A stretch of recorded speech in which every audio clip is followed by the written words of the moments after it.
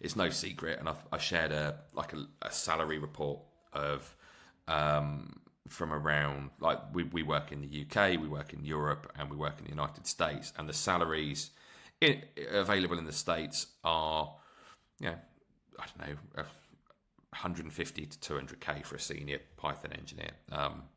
The Yeah, which is a really high number and something that would be great to achieve. But that is also linked to the cost of living in the US and the way their healthcare system works and the tax and everything that's done there.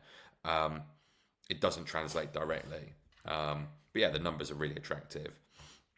You've got the UK and probably certain parts of Europe where they're known to have strong economies. Germany, the UK, Scandinavia, France are probably some of the ones that have got strong economies in Europe.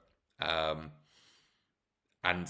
because of that, and the ability to move around Europe and working across borders in Europe, people from less economically strong countries in Europe have been taking remote jobs within places, within those countries, and therefore leaving not gaps, but leaving companies in, I don't know, for example, Portugal. A lot of Portuguese engineers have found work elsewhere, remotely, and therefore in Portugal they're trying to hire outside of Europe.